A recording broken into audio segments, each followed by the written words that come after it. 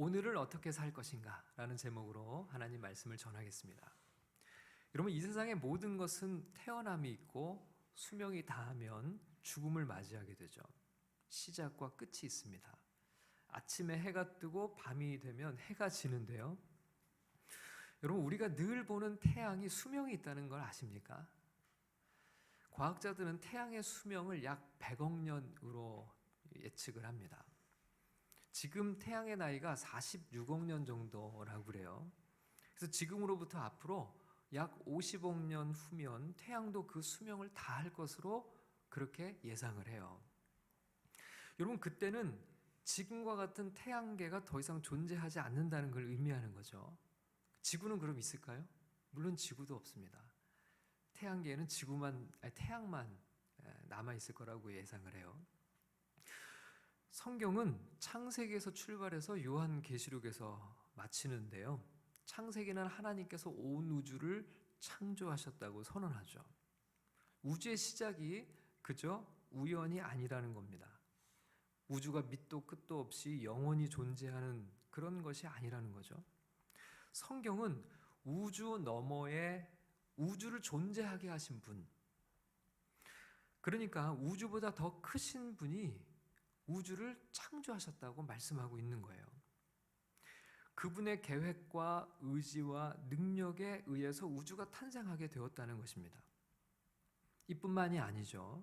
생명의 기원 역시 우연히 저절로 발생한 것이 아니라 하나님으로부터 그 생명이 기인했다고 성경은 선언해요. 성경은 하나님이 모든 생명의 근원이라고 말씀하죠.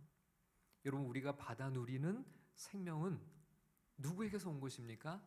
하나님에게서 온 것이에요. 자, 그러면 죽음은 무엇일까요? 성경은 죽음을 인간이 죄로 말미암아 생명의 근원이 되시는 하나님으로부터 분리된 결과라고 말씀해요. 죄는 하나님과 우리를 멀어지게 만들죠. 인간이 영원히 하나님으로부터 소외된 채 존재해야 하는 곳이 바로 지옥이라는 겁니다. 이런 인간을 구원하기 위해서 하나님께서 길을 만들어 주셨어요. 여러분, 구원이라는 것은 생명의 근원이 되시는 하나님께로 다시 나아가는 거예요. 그 길을 하나님이 만들어 주셨어요. 그 길이 누구죠? 그렇죠. 하나님의 아들 예수 그리스도입니다. 예수님은 인간의 죄를 대신하여 십자가에서 죽임을 당하셨어요. 예수님은 희생의 제물이 되시기 위해 사람의 몸으로 이 땅에 오셨죠. 그리고 우리를 위해 십자가에서 우리의 죄값을 대신 피 흘려 갚으셨어요. 그래서 여러분, 우리는 예수 그리스도 안에서 우리의 죄 문제를 해결함 받고 다시 하나님께로 갈 수 있는 길이 열린 거예요. 예수님은 자기 자신을 가리켜서 나는 길이요 진리요 생명이니라고 말씀하셨죠. 그래서 누구든지 예수님을 믿으면 하나님의 자녀가 되는 권세를 얻는다고 성경은 약속해요. 여러분, 예수님은 생명 그 자체의 길입니다. 예수님 안에 생명의 근원 되신 하나님께로 나아가는 길이 있어요. 그래서 예수님 안에 영생이 있는 거죠. 지금까지 인류는 수명을 연장하기 위해 얼마나 많은 노력을 해왔습니까? 여러분, 중국에 진시황이라는 사람이 있죠. 그는 중국을 천하통일하고 만리장성을 쌓은 대위협을 달성했던 중국의 대단한 인물입니다. 그가 죽음을 면하기 위해 불로초를 구하려고 전국을 백방으로 찾아다니게 했다는 사실은 많이 알려진 이야기죠. 근데 여러분, 그렇게 죽고 싶지 않아 생명을 연장하려고 불로초를 찾아다녔던 이 진시 황제가 몇 살에 죽은지 아세요? 49살에 죽었습니다.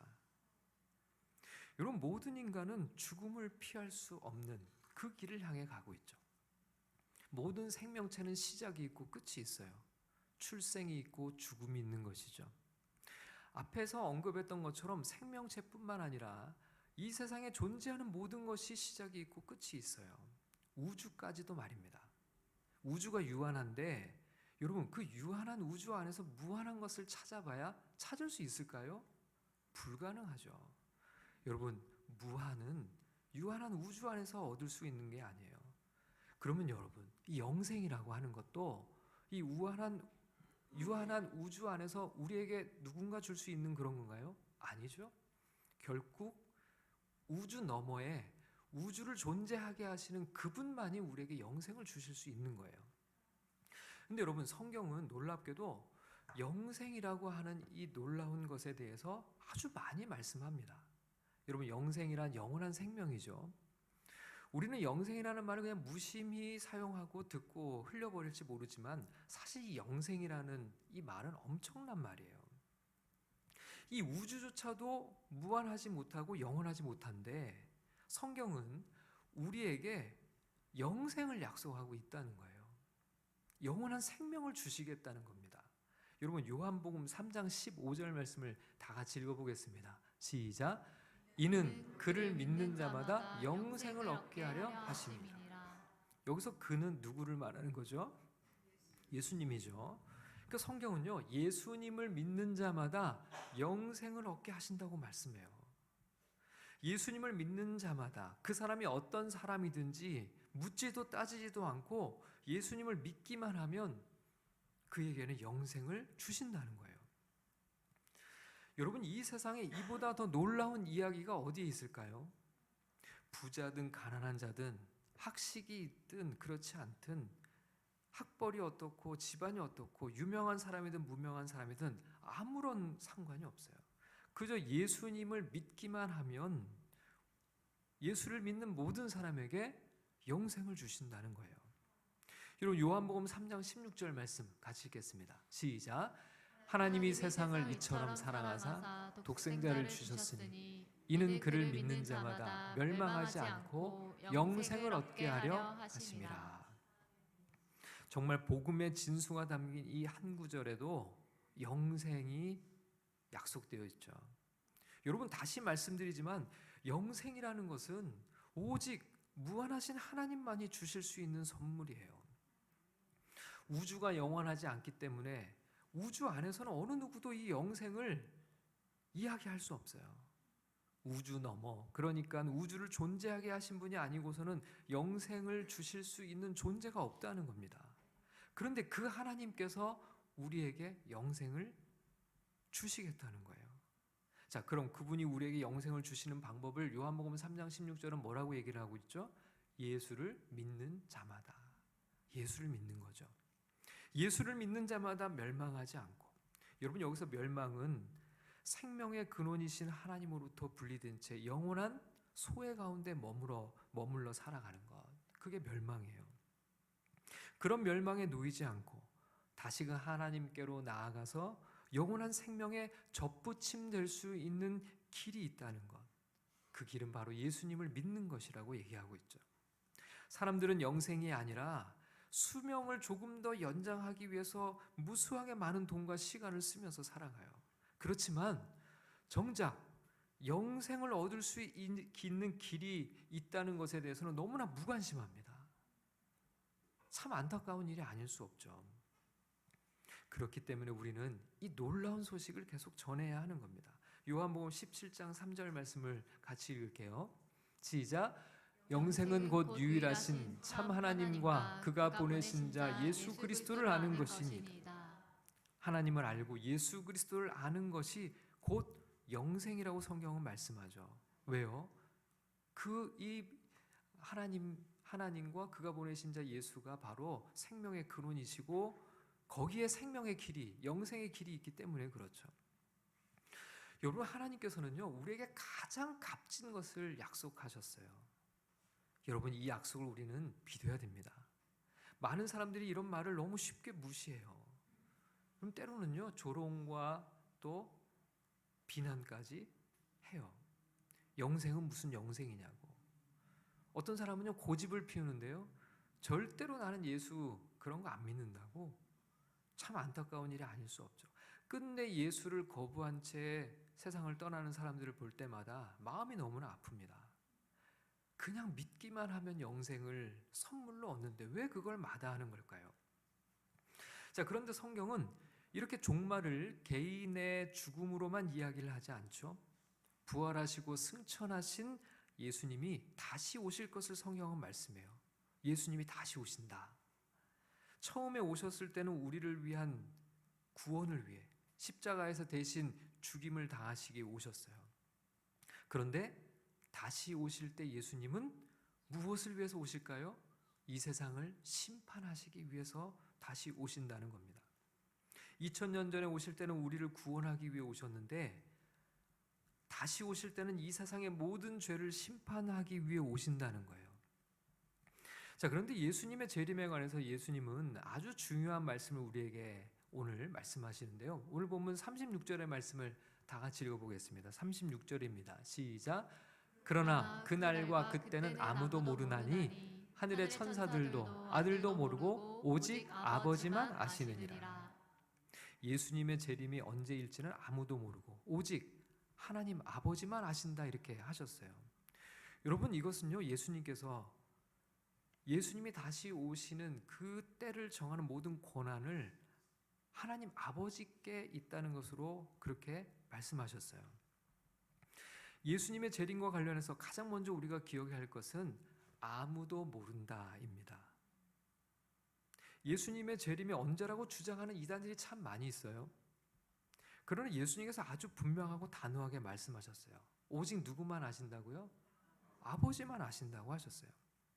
여러분, 여기에는 분명히 하나님 아버지의 뜻이 있을 겁니다. 왜 하나님은 예수님의 재림의 날이 언제인지를 숨기셨을까요? 왜 오늘도 베일에 쌓인 채 그날에 대해서 우리는 모르고 살아가게 하셨을까요? 여러분, 그 이유가 오늘 본문의 말씀 속에서 발견할 수 있는데요. 예수님께서 한 가지 비유를 들려주십니다. 45절을 읽겠습니다. 시작. 충성되고 지혜 있는 종이 되어 주인에게 그 집 사람들을 맡아 때를 따라 양식을 나눠줄 자가 누구냐. 자, 여기 보면 이 비유 속에 충성되고 지혜 있는 종을 예수님이 설정하셨어요. 주인은 항상 이런 종을 찾죠. 충성되고 지혜 있는 종, 이런 사람을 구할 수 있으면 주인은 너무 좋을 거예요. 주인이 이런 종에겐 집안 살림을 다 맡기고 이제 다른 곳으로 떠납니다. 그럼 충성된 종은 어떻게 할까요?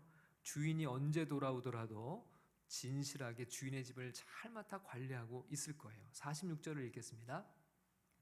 주인이 올 때에 그 종이 이렇게 하는 것을 보면 그 종이 복이 있으리로다. 자, 그런데 이렇게 지혜롭고 충성스러운 종과 다르게 악한 종들이 있어요. 자, 악한 종들은 어떻게 할까요? 49절을 읽어보겠습니다. 시작. 동료들을 때리며 술 친구들과 더불어 먹고 마시게 되면. 여러분, 악한 종은요, 집안일은 자기가 맡은 그 집안일에 대해서는 소홀해요. 그리고 오직 자기 사리사욕을 채우는 데만 급급해요. 근데 여러분, 이 악한 종이 이렇게 할 수 있었던 이유가 어디 있을까요? 그걸 48절에서 예수님이 이렇게 말씀하십니다. 시작.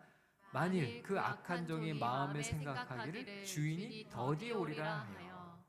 여러분, 이 악한 종이 이렇게 주인에 맡긴 이 모든 것을 자기 사리사욕에 채우면서 그렇게 자기가 해야 될 일들을 하지 않고 살아갈 수 있었던 이유는 어디냐면 자기 생각에 아직 주인이 올 때가 안 됐다라고, 아직 한참 멀었다고 생각하기 때문에 이렇게 할 수 있었던 거죠.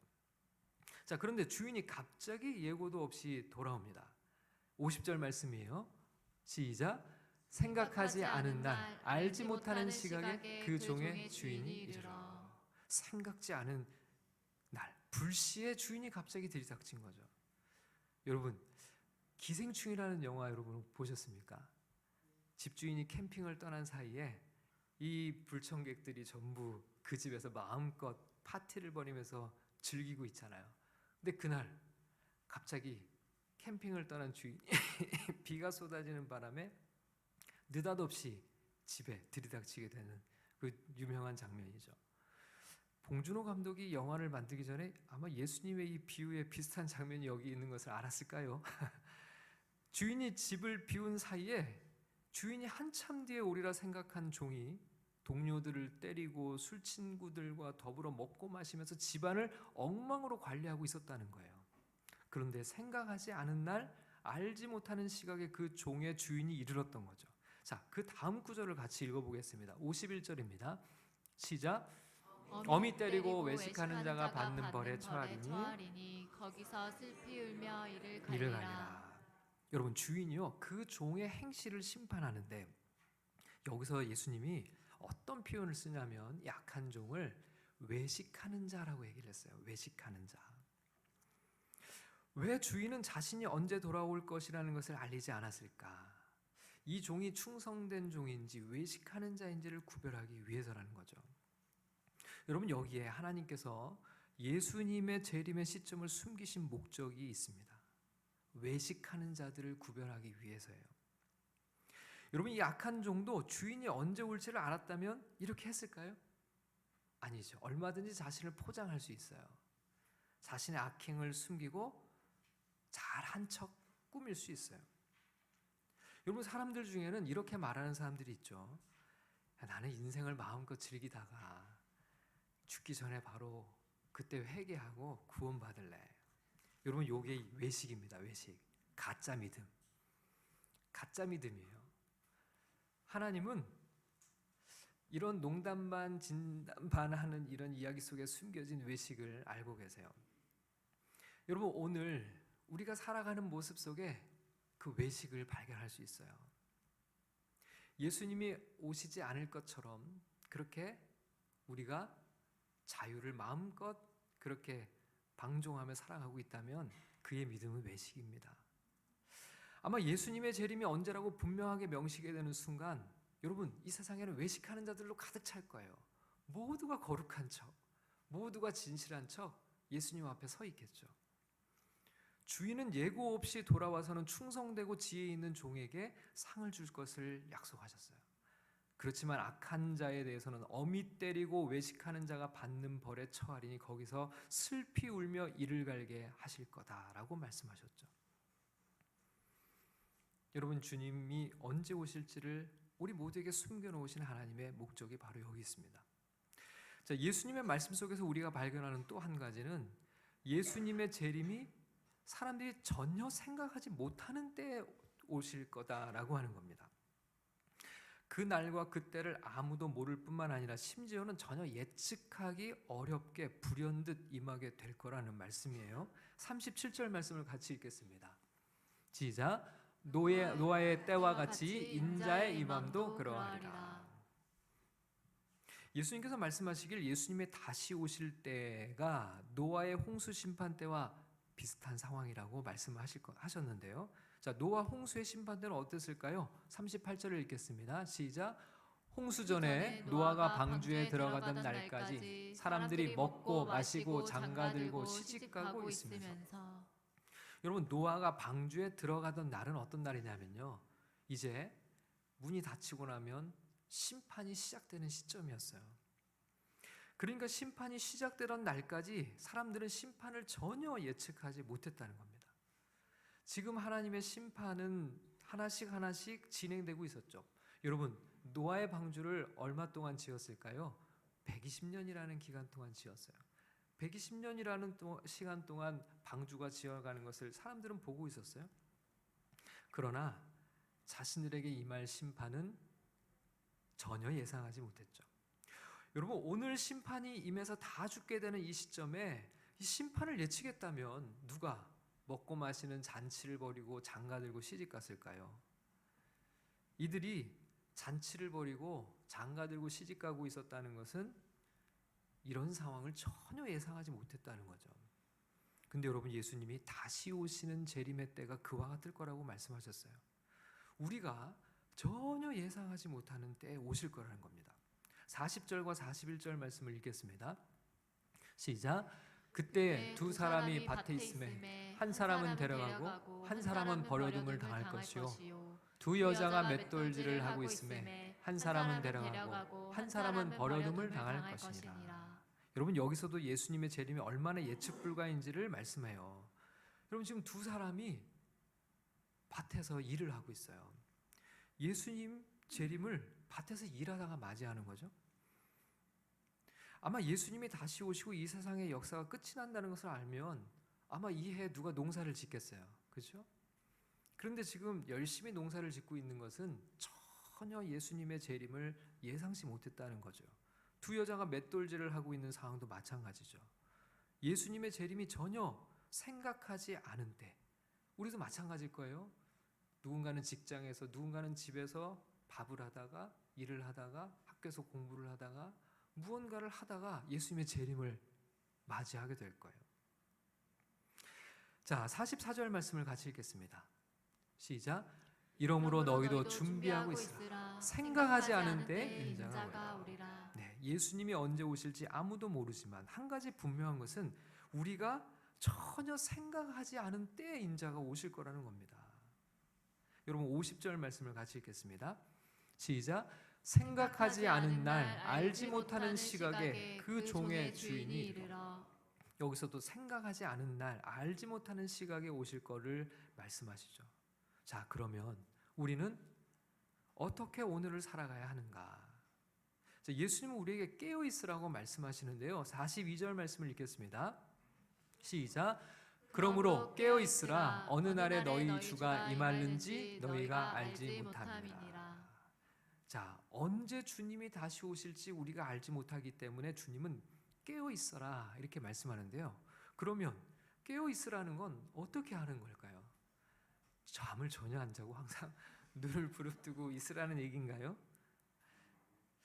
여러분, 우리가 깨어 있으라고 하는 것은 예수님이 언제 오시든지 우리가 일을 하다가 또 잠을 자다가 맞이하더라도 언제 오시든지 주님을 맞이할 수 있는 준비가 되어 있어야 된다는 걸 얘기하는 겁니다. 44절 말씀을 읽겠습니다. 시작. 이러므로 너희도 준비하고 있으라. 생각하지 않은 때에 인자가 오리라.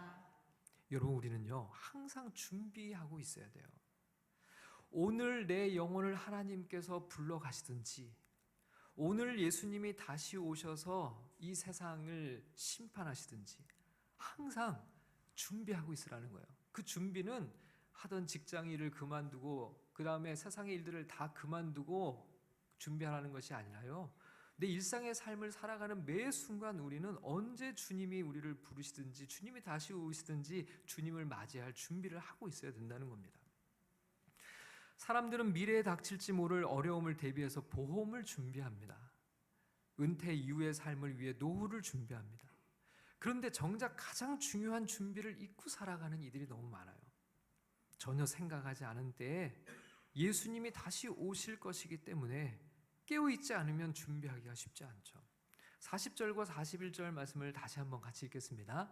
시작. 그때에 두 사람이 밭에 있음에 한 사람은 데려가고 한 사람은 버려둠을 당할 것이요, 두 여자가 맷돌질을 하고 있음에 한 사람은 데려가고 한 사람은 버려둠을 당할 것이니라. 밭에 있던 두 사람 중에 한 사람은 데려가고 한 사람은 버려둠을 당해요. 두 여자가 맷돌질을 하다가 한 사람은 데려가고 한 사람은 버려둠을 당해요. 여러분, 이 차이는 어디에 있을까요? 똑같이 밭에서 일을 하고 있었고 똑같이 맷돌질을 하고 있었어요. 그러나 이 둘의 차이는 준비한 자와 준비되지 않은 자의 차이죠. 항상 깨어 준비한 사람과 그렇지 않은 사람의 끝은 이렇게 완전히 달라지게 될 것입니다. 예수님은 다시 오십니다. 그날과 그때는 아무도 모릅니다. 분명한 것은 전혀 생각하지 않은 때에 오시리라는 것입니다. 그렇기 때문에 우리는 항상 깨어 준비해야 합니다. 한시도 한눈 팔지 말고 우리 주님이 다시 오셔도 기쁨으로 맞이할 수 있는 종으로 살아가야 하는 것이죠. 우리 모두에게 이런 은혜가 임하시기를 주님의 이름으로 축원합니다.